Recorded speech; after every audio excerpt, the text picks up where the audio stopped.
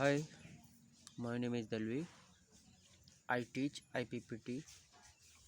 IPPT में मैंने पिछली वीडियो में पेंट एंड इट्स कंपोजिशन के बारे में बताया है। नाउ इस वीडियो में varnish and its composition. Varnish भी एक प्रकार का क्या है, ये भी जैसे किसी भी चीज़ पे पेंट करने के काम पे ही आता है, लेकिन ये टाइप्स अलग है और इसके कंपोजिशन भी अलग होंगे। तो हम बात कर लेते हैं फर्स्ट क्वेश्चन की। द मोस्टली ऑयल पेंट्स में कौन सा सॉल्वेंट मिलाया जाता है? आपने देखा होगा जो पेंट होती है वो पेंट को यानी कि थिन करने के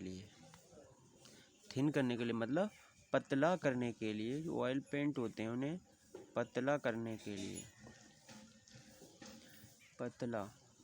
पतला करने के लिए या फिर थिन करने के लिए इसमें सॉल्वेंट मिलाए जाते हैं। कहीं देखा होगा आपने तारपीन तेल मिलाया जा रहा है, कहीं कुछ मिलाया जाता है। तो बेसिकली ऑयल पेंट में कौन सा सॉल्वेंट मिलाया जाता है? तो ऑयल पेंट में आपका जो पेट्रोल होती है, पेट्रोलियम है ऑयल है, वो मिलाया जाता है।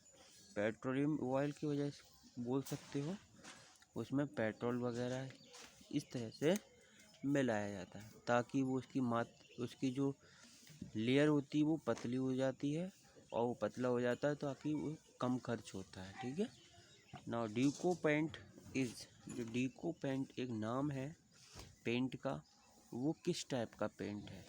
वाटर पेंट है, सेलुलोज पेंट है, विटमिनस पेंट है या फिर ऑयल पेंट है। ठीक है। तो डीको पेंट एक मतलब पेड़ पौधों से निकलने वाला पेंट होता है। तो एक प्रकार का ये सेलुलोज पेंट होता है। कैसा पेंट होता है?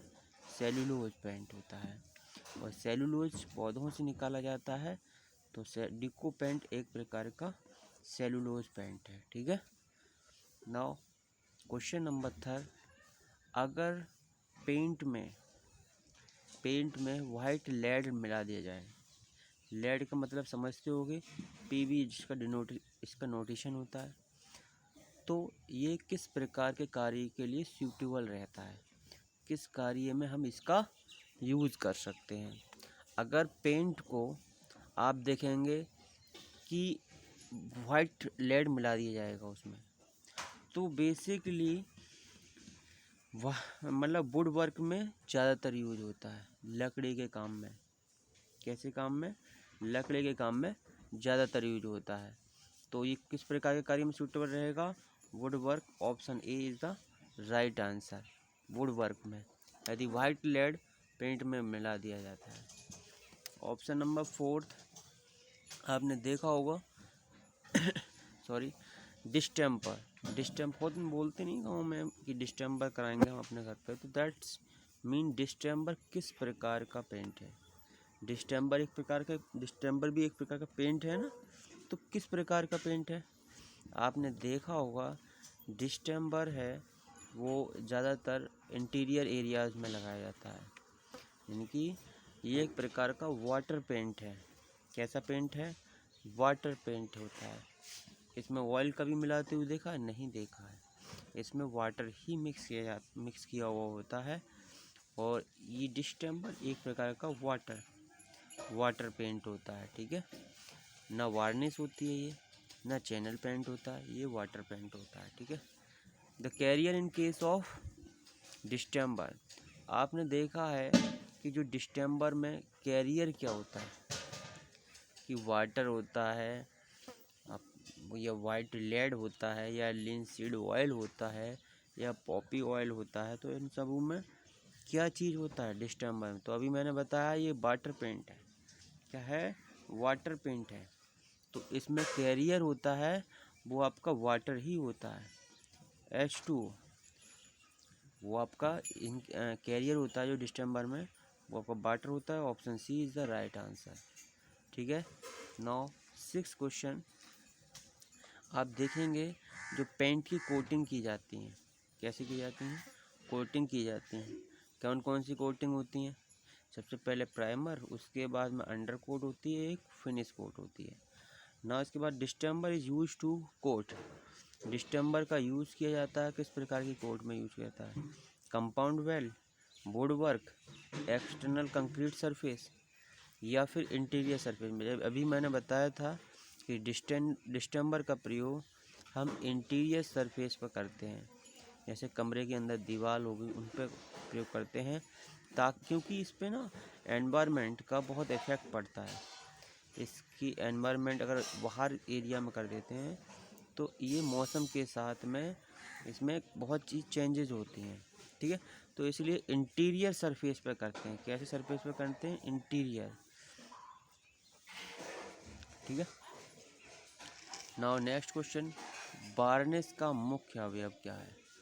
वार्निश होती है तो आपकी वार्निश में बहुत चीज़ें आपस में मिलाई जाती हैं, तो उसका मुख्य अवयव क्या है? वार्निश का मुख्य अवयव क्या क्या चीज़ मिलाया जाता है, किस चीज़ से बना होता है? तो जो आपका वार्निश होता है वो रेजिन से मिलकर बना हुआ होता है, एक प्रकार का ना रेजिनल सब्सटेंस है। वार्निश जो क्या है? रेजिनल सब्सटेंस है, ठीक है, रेजिनल सब्सटेंस है। तो बेसिकली ये रेजिन से बनाया जाता है आपका जो वार्निश है। नाउ नेक्स्ट क्वेश्चन की बात करेंगे, 8th क्वेश्चन, सेलेक वार्निश का उदाहरण है। वार्निश कई प्रकार की होती है, तो उसको हम बोल रहे हैं सेलेक वार्निश को बताइए उदाहरण क्या है? सेलेक क्या है? सेलेक एक रेजिन होता है, रेजिन सब्सटेंस होता है। ये कैसा होता है? रेजिन सब्सटेंस होता है, जो एक कैरीसा नाम का एक पेड़ होता है, उससे ये रेजिन निकाला जाता है, ठीक है। उससे निकाला जाता है और फिर इससे पेंट वार्निश बनाई जाती है। तो एक प्रकार की जो सेलेक वार्निश है, इसमें अगर आप देखेंगे जो सेलेक वार्निश है इसमें एक तो स्प्रिट मिलाते हैं प्लस सेलेक मिलाते हैं इसे बनाने के लिए। दो चीज़ों का मिक्सअप होता है बेसिकली। तो इसमें स्प्रिट मिलाई जा रही है, तो ये किसका उदाहरण कहलाएगा? स्प्रिट वार्निश का उदाहरण कहलाएगा। किसका उदाहरण कहलाएगा? Spirit varnish. तो सेलेक वार्निश का उदाहरण होता है स्प्रिट वार्निश, क्योंकि इसमें स्प्रिट मिलाई जाती है। Now 9th question, spirit varnish सामान्यतः बनी होती है। स्प्रिट वार्निश किस चीज़ों की बनी होती है? तो मैंने अभी बताया था, स्प्रिट वार्निश को ही हम सेलेक वार्निश कहते हैं, और सेलेक वार्निश में स्प्रिट प्लस सेलेक्स मिला होता है। ऑप्शन डी में हमें दिख रहा होगा इसमें देखो ए में दिख रहा है पिगमेंट्स, सिंथेटिक रबर, तो ये नहीं होगा। दूसरे पॉइंट में एल्कोहल वॉक्स एंड तारपीन, ये नहीं होगा। तीसरे में ऑयल वैक्स एंड रेजिन, ये भी नहीं होगा। नाउ जो आपका स्प्रिट वार्निश होगा उसमें स्प्रिट लगा होगा और सेलेक्ट लगा होगा, तो दोनों का योग होता है स्प्रिट वार्निश, ठीक है। नाउ 10th क्वेश्चन में ये कह रहा है, French polish is made by dissolving the resin. किस प्रकार के यानी जो रेजिन होते हैं उनको किस चीज़ में डिज़ोल्व किया जाता है और हमारी फ्रेंच पॉलिश बनती है? कौन सी बनती है? फ्रेंच पॉलिश बनती है। तो अभी मैं बता रहा हूँ, जो आपकी स्प्रिट वार्निश थी, कौन सी वार्निश? स्प्रिट वार्निश, इसको फ्रेंच वार्निश भी कहते हैं। फ्रेंच वार्निश भी कहते हैं, ठीक है। आगे कहते हैं इसमें French polish is made by dissolving the resin. French polish जब बनाते हैं तो रेजिन होते हैं वो किस चीज़ में मिलाए जाते हैं, किस चीज़ में डिजॉल्व किए जाते हैं? तो वो आपके डिजॉल्व किए जाते हैं ऑयल में। अगर आप रेजिन को ऑयल में डिज़ोल्व करेंगे तो आपके पास फ्रेंच पॉलिश बनेगी। कैसी बनेगी? French polish. The vehicle, next question देखते हैं, the vehicle used in case of animal paints.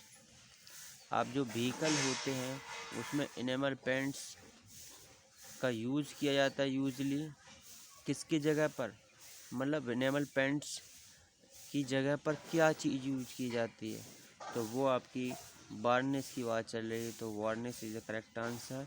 Varnish use किए जाते हैं व्हीकल पे, ठीक है, इनेमल पेंट की जगह पर। ना निम्न में से कौन सी varnish oil waste paint oil waste होती है, ऑयल पर आधारित होती है, जिससे उसमें वार्निश में ऑयल मिलाया जाता है। आपको मैं एक चीज़ बता दूं कि वार्निश दो टाइप से होती है, एक तो होती है वाटर वेस्ट, एक होती है ऑयल वेस्ट, ठीक है। तो दो टाइप की होती है।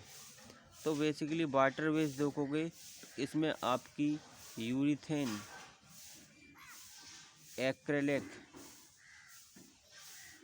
ये ऑप्शन ए है, ये कैसी हैं, ये दोनों वाटर वेस्ट हैं।